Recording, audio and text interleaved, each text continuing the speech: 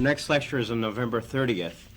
However, it will be in the dining room A in this building instead of in this office, okay? Our program today deals with the business and financial aspects of book publishing, and our speaker is Mr. Alphonse Hackl, who's publisher and president of Acropolis Books and Color Tome Press, both in Washington, D.C. Mr. Hackl learned the printing trade in Salzburg, Austria, and also studied in England and the United States. He is a member or officer of many publishing and printing organizations, including Graphic Arts Technical Foundation, Education Press Association, the AAP, Art Directors Club, and the Printing Industry of America. He was an instructor at GW in their publishing program and has been a contributor of magazine articles dealing with publishing, color, graphic arts, and program instruction. We'll also have an opportunity at the end of this session around January or February to visit Acropolis Press. Please welcome Mr. Hackl.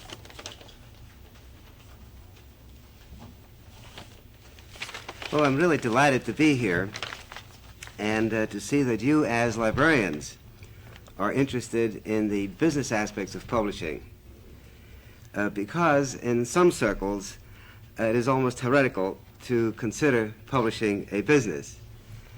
Particularly when you meet a first-time author, they become so disappointed when you are unable to accept their manuscript. But many of you are probably authors yourselves, and I assume that in the course of your daily work, you write reports, monographs, and perhaps even books as part of your job. You know the author's point of view. And so I hope this morning I'll have an opportunity to present to you the publisher's point of view. To help us get started and perhaps to help me get acquainted with you, who you are, I was wondering if I may ask who among you are authors in your own right? Would you mind raising your hand? What do you mean by that? Well, published authors. Able? Yes, yeah. Well, great. I really suspected there would be more because almost I thought that most librarians aspire to be authors. Now, maybe you do. But whether as an author or as a librarian, I am sure you have an appreciation of the enormous amount of work that goes into writing and producing a book. It's little wonder that authors become disturbed when the end product of their labors, the book, is considered just another piece of merchandise on a shelf, or a product, or as we in publishing circles refer to it as a property. On the other side of the coin, we are so overawed with the beauty and pleasures book provide, it's difficult to think that there is a real business aspect and a business side to publishing. I recall one editor in a New York house when I was having lunch at one of the AAP meetings, sitting next to me, who described to me how much of a guilt feeling she had during the first few months on her job when she found that she would actually get paid for reading. After all, don't we read for amusement, learning, and joy? However, when the rent and the car payments come due, we quickly realize we can't live by reading alone. Also, if you are on the other side of the fence and have to meet a payroll, pay printing and bindery bills, as we publishers have to do, you become quickly aware that people expect to get paid, and it is your responsibility as a manager or owner to provide the necessary funds. Now, where does it all come from? I mention this because first book authors frequently have great difficulty understanding that publishing is a business, whether you operate in the private, nonprofit, or the government public sector.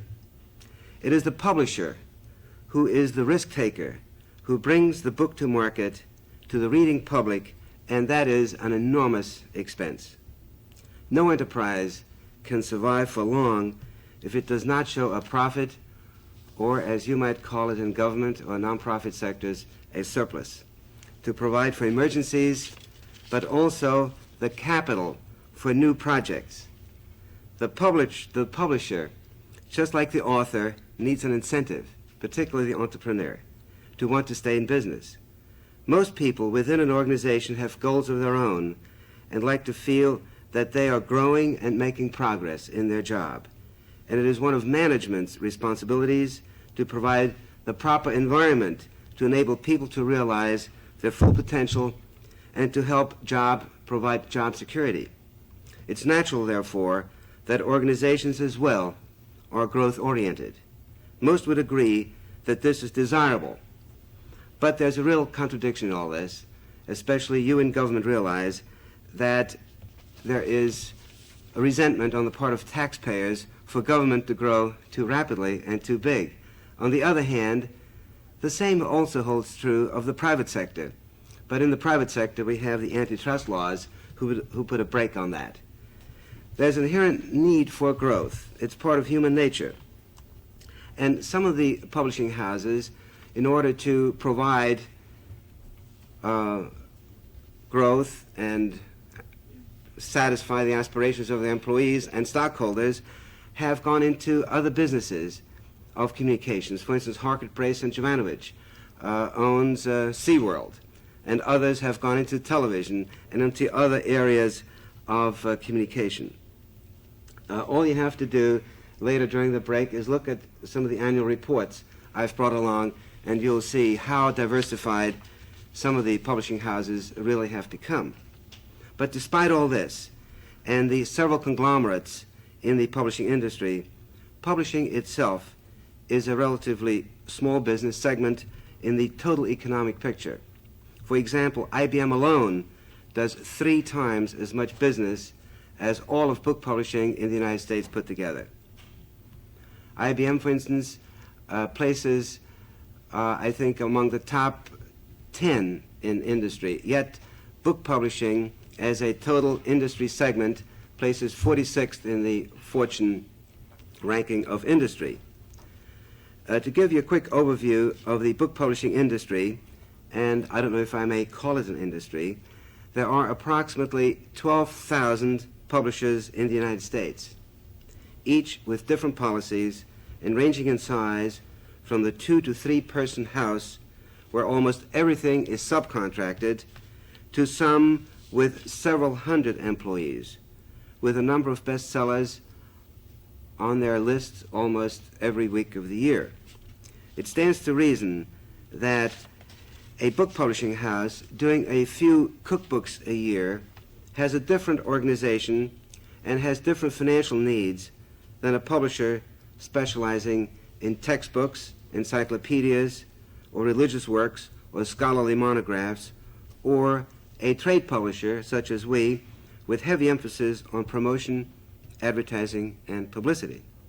Despite their size, some firms operate as a cottage industry and others as a service industry, and again, some as a manufacturing industry.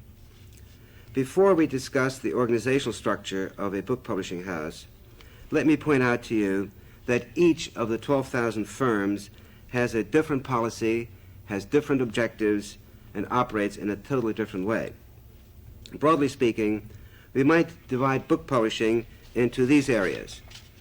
We have textbook publishers, scholarly, monograph, and journal publishers, and then directory and reference book publishers, religious publishers, and then trade book publishers.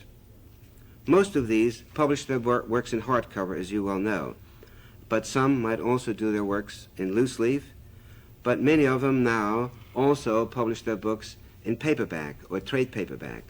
In addition to these 5 categories, we have a category all into its own, and those are the mass paperback publishers. You're probably familiar with those whose books are distributed in drugstores along with the magazines. And then another way of classifying publishers probably would be according to their marketing method. If we look at it that way, we have, say, the mail order publishers. Time Life has made a huge success of this. Also, you might consider the National Geographic and the Smithsonian Press a mail order publisher. Then again, we have the publishers who distribute their books door to door. Encyclopedia Britannica has made a smashing success of this. And then we have another group of publishers who sell their books primarily through advertising. You'll see the ads in the consumer magazines, the Wall Street Journal. And then finally, we have the publishers who primarily distribute their books through retail bookstores. Now then, most publishers, particularly the larger ones, employ all four methods that I described before to bring the books to market, with the exception of the mass paperback publishers who distribute their books through the newsstands, and that is handled by the same people who distribute Ladies' Home Journal, Reader's Digest, Playboy, and so forth. And the mass paperback publishers usually consider the retail bookstore distribution as a secondary method. It's only a recent phenomenon, maybe, if I may say, 10 or 20 years ago, if that is recent. But before World War II, you probably could not find a paperback book in a respectable bookstore. It was only during the last dozen years or so that paperback books have found their way into the regular bookstores.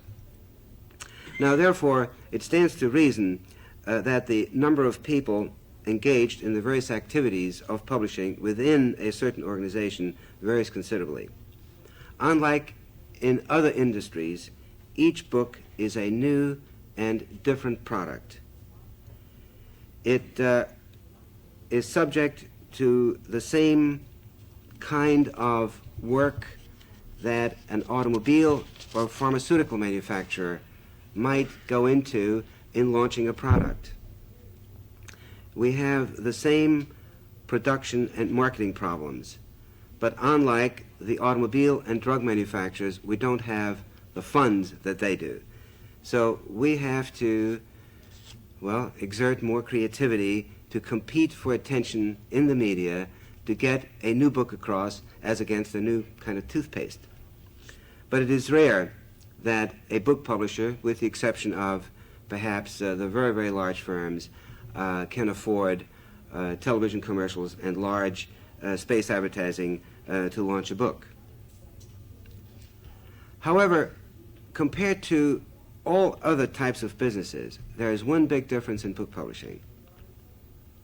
All books, except subscription books and mail-order books and door-to-door books, are sold on consignment, which means that the bookseller may return a book to the publisher for full credit, and it is customary up to 1 year to accept the book for credit from a bookseller. And sometimes it's even been longer if it's a good customer. We just do it for good customer relations. According to some figures you're probably familiar with also, 1/4 of hardcover books are returned for full credit to the publisher as unsold. In the paperback category, or trade paperback category, it's probably 1/3. And in the mass paperback field, it's as much as 1/2. 1/2 of all books in paperback go back to the publisher as unsold. Now that's an enormous waste. Now in trade paperback publishing, the bookseller or the news vendor would not return the entire book. They merely would rip off the cover and then return it to the publisher for credit. And there have been some abuses connected with this. You may have read in Publishers Weekly or in the daily press about one news dealer in upstate New York who actually had paperback covers printed and then sent them back to the publisher for credit. But most of you probably would agree that this is not a very effective method of distributing books. But is there a better way? Would the public have the same choice of selection if fewer books were published? And you hear many people say, there are just too many books. If they're offered by mail or by subscription. We complain when we hear an editor, and I'm talking about a trade book editor, during a sales conference having, say, less than 10 minutes per book to explain a new book to the sales staff, who's then expected to sell the book to the bookseller's book buyer. And then again, when the book publisher's representative visits the bookseller, we call them travelers or commission reps, they may have as few as 30 seconds to 5 minutes again to tell the bookseller about a new book, which again brings home the importance of the cover, because that's all they have time to look at. But this is the free market economy at work. Compare this with your own shopping behavior in the supermarket or the drugstore or the department store. How much time do you give a new product before you purchase it? Perhaps more.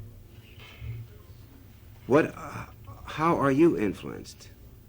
There certainly is lots of inefficiency in this system, but would you prefer it to that of a so-called planned economy, and we read about barren shelves or an oversupply of one single unwanted product in the Iron Curtain countries? What is more efficient, mail order or general trade book retail distribution? There is no clear-cut answer to all this. It depends again on the type of book being published. A serial book or subscription book naturally is easier distributed, and it's more efficient to use the mail order route. But I brought along here a chart that measures perhaps the degree of efficiency of a couple methods of book distribution. I hope I have enough here for everybody. I just keep one so nobody's talking.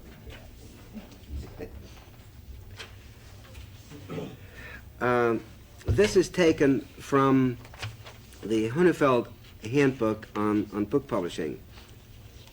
Maybe I'll give you a chance to look at it until it's all circulated to the back.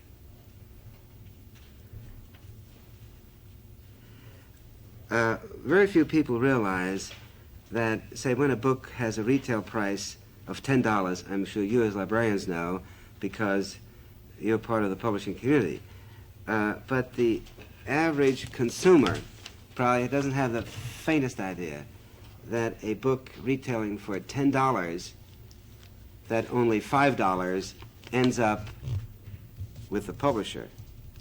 And even then, that is not all, because the publisher is expected to pay a sales commission, the publisher is expected to pay the shipping costs, and the shipping costs sometimes run as high as 5% or more, depending again on the price and weight of a book.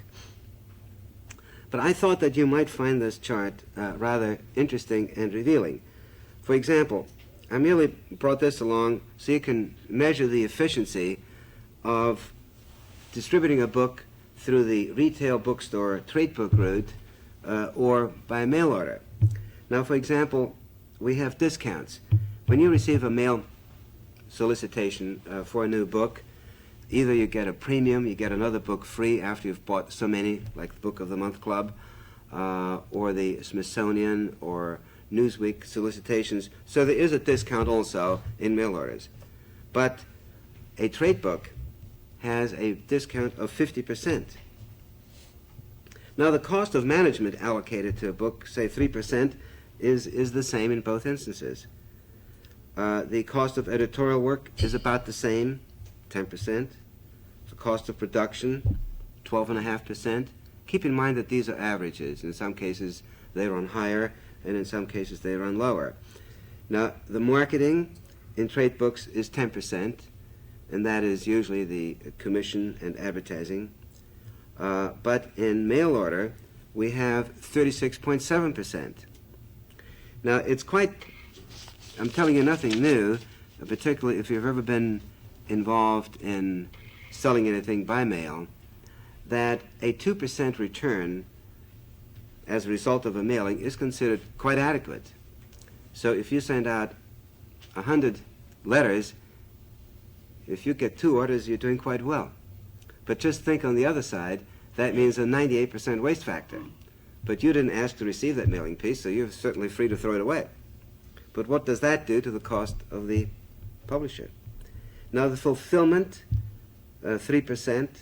It's a little bit higher among mail order books. Financial administration, 3%. Mail order, 2.4. In mail order, you have automatic billing. In retail book selling, from the publisher's point of view, it's sometimes more difficult to collect money from booksellers than it is from private individuals. Then the facilities are about the same in both instances. So we end up that if a book is distributed through the retail bookstore route, we end up with a gross margin of 5.5%, and in mail order books with 8.8%. Where's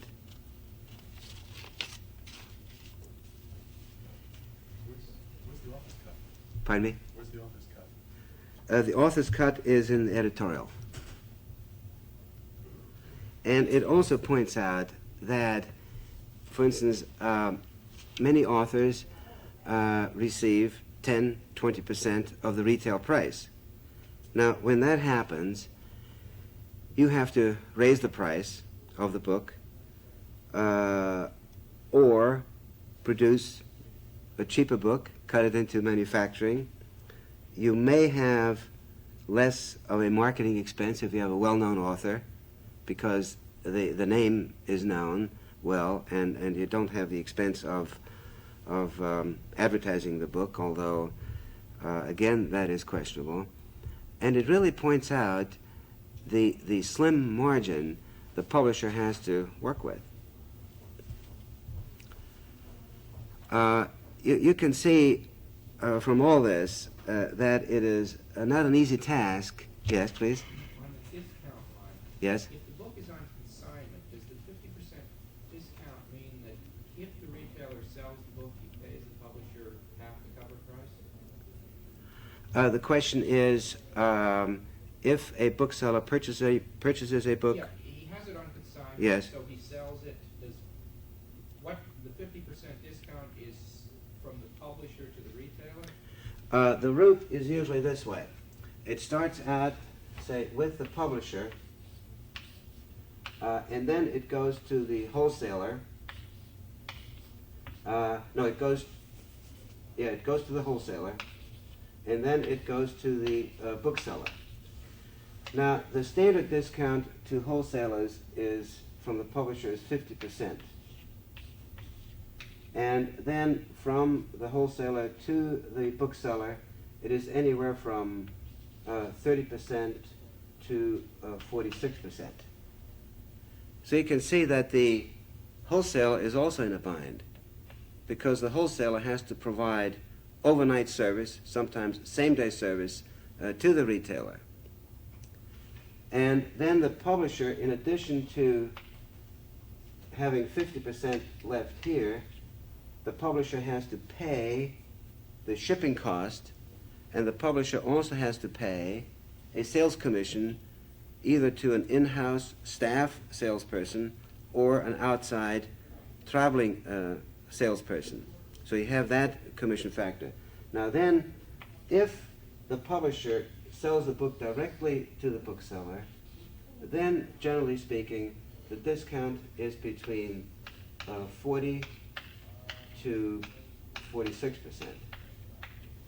But then you have increased cost in handling, because a wholesaler might purchase several hundred books or several thousand books at one time, while the bookseller might order only as few as 2, 3, 5, or a couple dozen. So in a way, it's almost more cost effective for the publisher to grant a 50% discount to the wholesaler, and then let the wholesaler worry about the margin to the bookseller.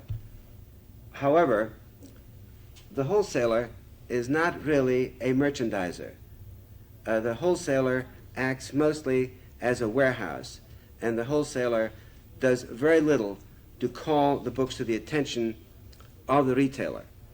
Some of the wholesalers do have telephone sales operations, they do have catalogs and bulletins, but they only promote the books of the well-known authors and the bestseller candidates.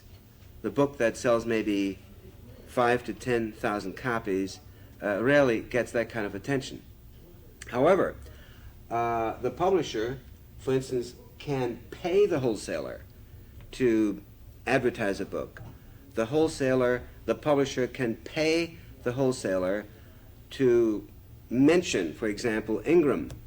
They will charge you so many $100 to mention a given book to all people who phone into Ingram or to another wholesaler.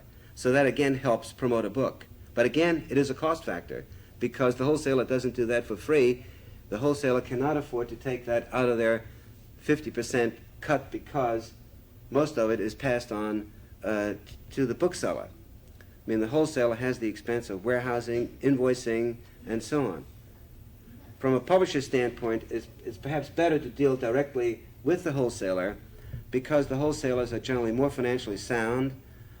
The drawback is that the bookseller won't find out about your book unless the sales rep visits the bookseller. So what we do is our reps visit the booksellers, and then the smaller orders are turned back to the wholesaler for fulfillment. Did I answer your question? Yes, Okay. thank you. You can see that the distribution system and the margins are very, very small. Now, where the profit is made by the publisher and by the author is perhaps on the byproduct, and that is usually called subsidiary rights.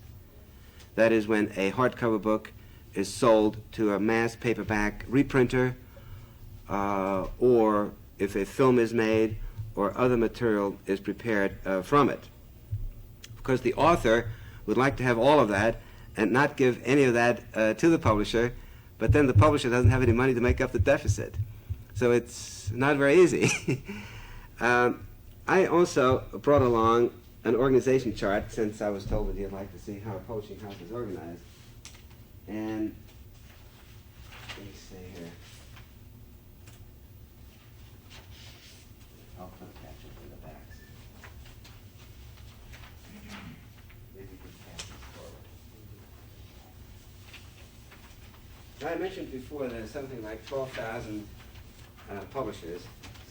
And this chart here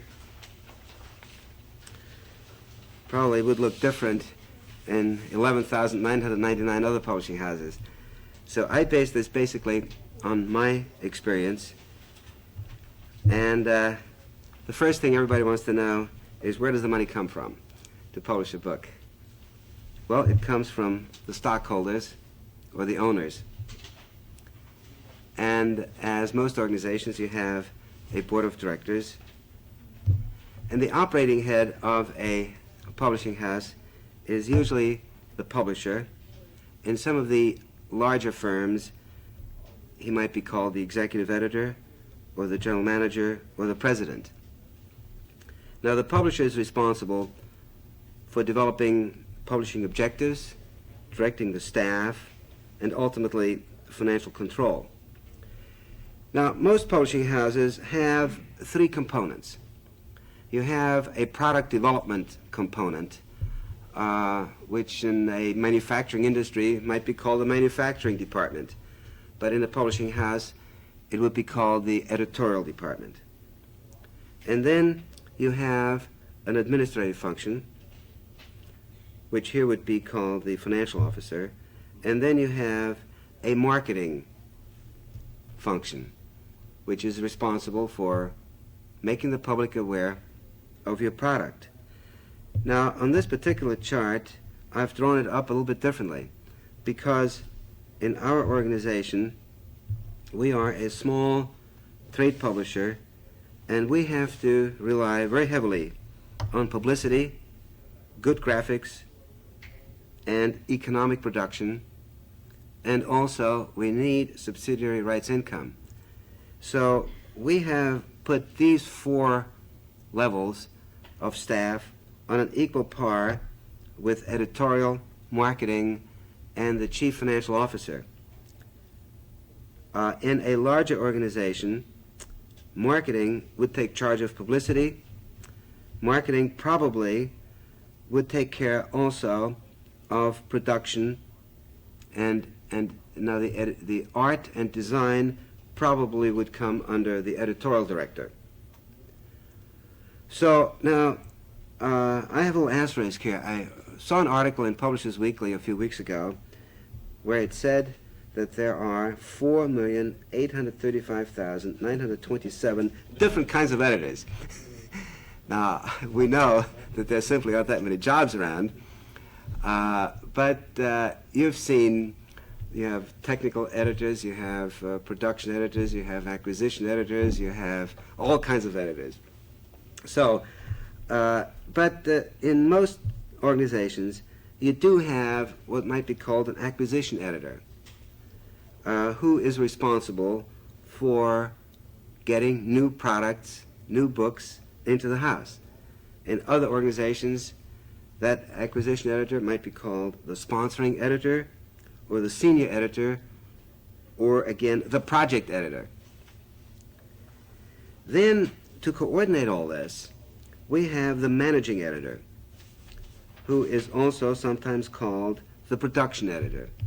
The production editor is responsible for setting a production schedule, when the manuscript is due, when the proofs are due, and when the proofs are to be sent to press and so forth. Also, the production editor is responsible for budget. In our case, I have the production director on a separate, you see on the far right of our organization chart. But if you look, say, at McGraw-Hill's or Doubleday, the production editor and production director and art director would all be in the editorial department. And then you have the copy editors. Even in the larger houses, that is mostly done freelance. The copy editor is the wordsmith who's responsible for all the commas and the grammar. Then most houses have outside consultants. They might be readers, experts, you might have an editorial board, or you might have advisory editors. When a new manuscript is submitted, it usually goes to one of those or all of them. And also the entire staff in our organization is consulted in most cases what the potential of the book is and how the book should be placed and marketed and designed and promoted.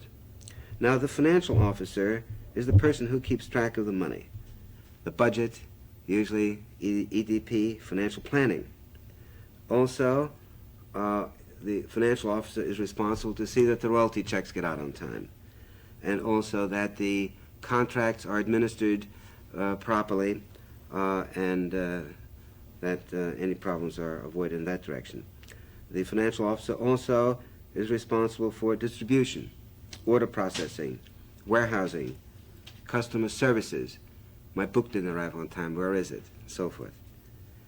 Now, in marketing, we have advertising, promotion, publicity, and sales. The advertising manager also handles the mail order solicitations. You've seen the ads with a coupon. You've seen the circulars that you receive in the mail. That is usually the responsibility of the advertising manager. Now, the promotion manager prepares the material that is submitted to the sales department to influence the booksellers and the public to buy the book or to show up the merits of a given book. And then also publicity. That is a very important part. In today's marketing, it is almost as important for an author to be as good in front of the tube as in front of a typewriter. I know many an author who is a terrific writer, but it's very difficult to get a book like that sold if the author is unable to get good notices despite the efforts the publishing house puts behind it. Now, I also have market research in other industries. That is a huge department. In publishing, it is non-existent or very informally organized, and by market research, we mean, is there a market for the book, who would buy it, and under what conditions? Would a book sell better at a higher price or a lower price?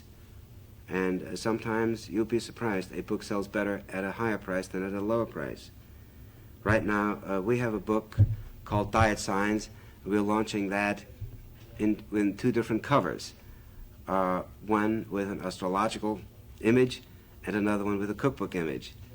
The returns are not yet in because we shipped the book only last week. But one advantage we found is that booksellers who have both covers will put the astrology image cover with the astrology books and the cookbook design with the cookbook or diet books. So actually we get double exposure this way. We'll see whether or not that pays off and how many we'll get back as unsold. I hope none. Now, the art director in our organization is a very important person, and because as a small house, we just have to try harder. Our books have to look better. We can't rely on a James Michener or Hemingway to get attention drawn to our books. So we pay a lot of attention to that. Now, the production director works with the art director and the designer, sometimes outside designers, freelance designers, and also they keep track of production. That means that a book does get out to market on time, and also quality control. All these little things are terribly important. Now, the subsidiary rights director goes to work almost as soon as a contract is signed. And the subsidiary rights director sells reprint rights to magazines, to book clubs, also organizes special sales, and attempts to sell TV, cable, and film rights. Also might sell syndicates on excerpting or serializing a given book. For instance, Diet Signs happens to have been excerpted in the National Enquirer for 3 weeks in a row. One of our other books recently was syndicated by the book called Aging Trap, Avoid the Aging Trap, was syndicated by the Los Angeles Times syndicate. Of course, all that helps promote the book and sell the book, but again, it also provides some income. And naturally, if we can't sell the rights to a book, then later on, after the book is out, we're very happy if they mention it and certainly review it. So in that case, we don't get paid for it.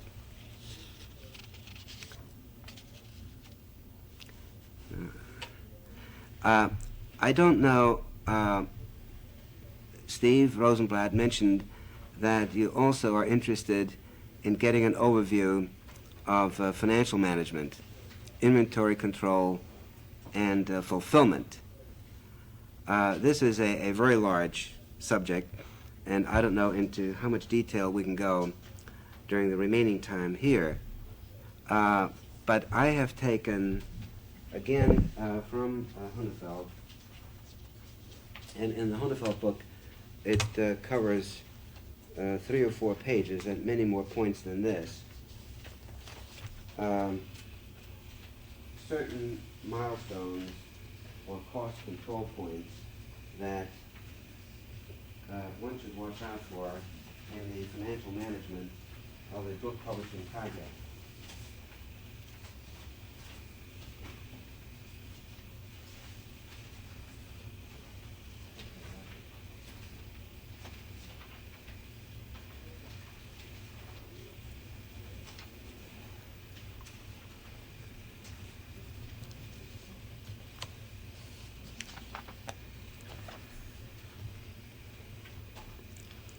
If you take a look at this list, you may wonder why some of these items are part of financial management. But financial management in any enterprise, just like religion, shouldn't be restricted to 1 hour a week between like 11 and 12 on a Sunday. But it is something that you have to keep in mind in almost every transaction. The first point I have here is the author's questionnaire. Before we accept a manuscript, we ask the author to fill out a questionnaire which is almost as comprehensive as a job application for a civil service job. We didn't always do that, but it does help, particularly first book authors, to know who the author is, what the author's credentials are, because the publisher certainly has some responsibility for the authenticity and the validity of whatever is being published. So that is a big cost factor, because if the book is not sound, or if the author can't back up the author's claims, you avoid a big cost item right there. And despite all that, sometimes you still get in trouble. We, for instance, had a book that was referred to us by a very prominent copyright attorney in Boston. And I didn't think I would have anything to worry about as far as copyright is concerned. Turns out that one small passage in that book was plagiarized, and we got sued. So you can't take enough precautions. Then one of the other points is that your book that you accept relates to the total editorial picture of your publishing house. And if you take a look at our catalog, you might see a few items that are not quite in harmony with the rest of them. Sometimes we stray. But it is good to have books that relate to each other so that you build a market segment. Again, advertising becomes less costly if you can advertise several books on a related topic than if you have to dig up new advertising publications or publications in which to advertise or mailing lists. Now, the third item is the book really unique? Someone once said, you don't want to publish the best book, you want to publish the best and the only book on a given topic. That's rare. But if you have that, then you'll have a better chance of success. Then you have to check the competition. That's what we mean by market research. And perhaps the first 4 points probably fall into the category of what might be termed in other industries market research. Then you have to, usually you ask the author to submit a manuscript sample to see whether the author can write or not. Now, that may be strange, but sometimes authors have a tremendous name, like a former president or public figure, and maybe they don't have to write. But still, you need a good sample from the ghost to see that it ends up to be a good product. Then we try to get expert opinions. How does the book compare? Then we get cost estimates. What will the book cost, both in additional editorial work by the publisher, advertising, and other marketing costs. And certainly manufacturing cost is a very important part too. Very often people think that the only cost you really have is the cost of printing. But you saw it's a very small part of the total expense. Then we arrive at a price. And then, if all that checks out, then we offer the author a contract. And then the bargaining begins there. And then we examine the subsidiary rights possibilities. For example, I was told one bestseller that originated here in Washington and later became a movie before, even though now everybody says, well, gosh, that was a sure winner. The publisher didn't sign up that book until it had a commitment from the Book of the Month Club. And then they were able to offer the authors a very substantial advance. And then we go to the Library of Congress, we get our ISBN numbers and so forth.